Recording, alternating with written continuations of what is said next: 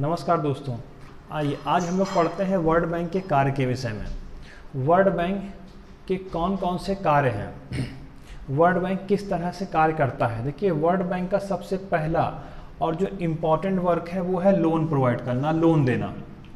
World bank अपने सदस्य राष्ट्रों को ऋण देता है। वर्ल्ड बैंक अपने सदस्य राष्ट्रों को जो ऋण देगा वह किसी भी सदस्य राष्ट्र द्वारा मांगने पर देगा। अच्छा, ये ऋण किस लिए दिया जाता है? तो देखिए, ऋण देने या किस तरह से ऋण दिया जाता है। सबसे पहले तो ये परियोजना के लिए, प्राकृतिक संसाधनों के विकास के लिए, किसी आर्थिक विकास के लिए या आधारभूत ढांचे या किसी सिस्टम, परिवहन, संचार आदि के लिए ऋण देता है। जब ये कोई भी सदस्य राष्ट्र जब वर्ल्ड बैंक से ऋण मांगता है तो ऋण मांगने के उपरांत वर्ल्ड बैंक अपनी एक समिति गठित करता है। वर्ल्ड बैंक अपनी इस समिति को उस सदस्य राष्ट्र को भेजता है जिसने वर्ल्ड बैंक से ऋण मांगा है। ये समिति उस सदस्य राष्ट्र के देश में जाएगी, वहाँ पर इस परियोजना का अवलोकन करेगी और देखेगी क्या वह सदस्य राष्ट्र सही तरीके से इस पैसे को उपयोग कर सकता है, ये सचमुच विकास के लिए है। जब वह समिति संतुष्ट होती है तो इस अनुमोदन को वर्ल्ड बैंक को बताती है, तब वर्ल्ड बैंक अपने सदस्य राष्ट्रों को ऋण देता है। दूसरा है गारंटी देना। तो सेकंड इसका वर्ड है वो है गारंटी। देखिए, गारंटी में क्या है, कुछ ऐसे विनियोजक होते हैं जो दूसरे राष्ट्रों में धन का विनियोजन करना चाहते हैं। वो चाहते तो हैं कि धन का विनियोजन दूसरे देश में हो जाए, लेकिन डरते हैं क्या उनके द्वारा दिए गए ऋणों की किस्त की अदायगी हो जाएगी। इस डर और इस भय को दूर करने के लिए बीच में मध्यस्थता करता है वर्ल्ड बैंक। वर्ल्ड बैंक उस सदस्य राष्ट्र जिसने ऋण मांगा है उसकी ओर से इन विनियोजकों को गारंटी देता है कि वो ऋणों की किस्तों की अदायगी कराता रहेगा। हाँ, इसके बदले हो सकता है कुछ कमीशन, 1 से 1.5% कमीशन भी वर्ल्ड बैंक लिया करता है। तीसरा आता है कार्य, वो होता है तकनीकी सहायता। तकनीकी सहायता। वर्ल्ड बैंक परिवहन, संचार, व्यापार, इन संबंध में तकनीकी सहायता के लिए अपने कुछ तकनीकी लोग जो तकनीक के विषय में जानकार रखते हैं उनके समय में एक सेमिनार गठित करता है और उस सदस्य राष्ट्रों को तकनीक के संबंध में ज्ञान देता है। अगर वो तकनीक को समझते हैं और इस संबंध में ऋण लेना चाहते हैं तो वर्ल्ड बैंक उनको ऋण प्रोवाइड करता है। चौथे कार्य को चलते हैं, जिसका चौथा कार्य है वो है प्रशिक्षण।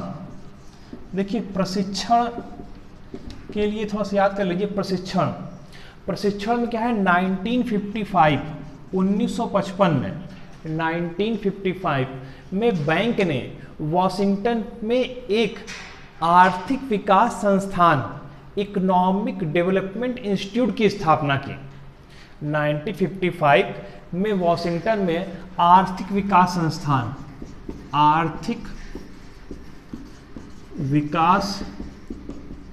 संस्थान की स्थापना की। 1955 में आर्थिक विकास संस्थान की स्थापना की। इस संस्थान की स्थापना का मुख्य उद्देश्य था प्रशिक्षण देना। जो सदस्य राष्ट्र हैं उनके सदस्यों को प्रशिक्षण देना, ट्रेन करना कि वो किस तरह से तकनीक का यूज कर सकें, परिवहन, संचार या विकास संबंधी काम कैसे कर सकें।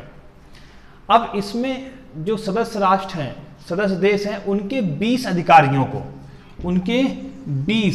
20 अधिकारियों को 6 महीने का प्रशिक्षण दिया जाता है। और ऐसा प्रतिवर्ष होता है, हर वर्ष साल में एक बार सदस्य राष्ट्रों में से 20 चुने हुए अधिकारियों को 6 महीने का प्रशिक्षण दिया जाता है।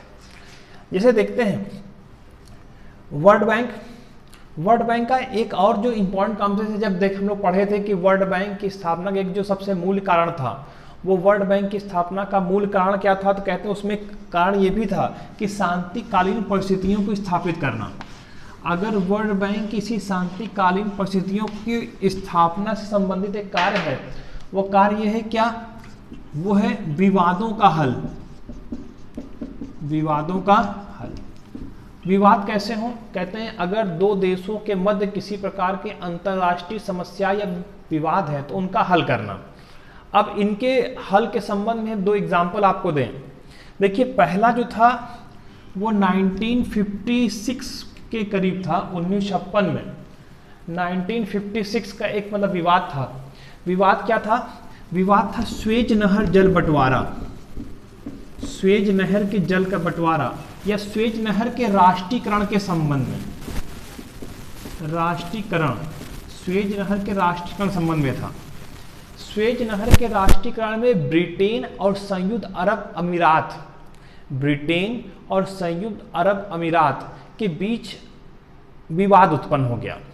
विवाद क्या था? विवाद था कि संयुक्त अरब अमीरात को हर्जाने के रूप में ब्रिटेन को कुछ राशि देनी थी।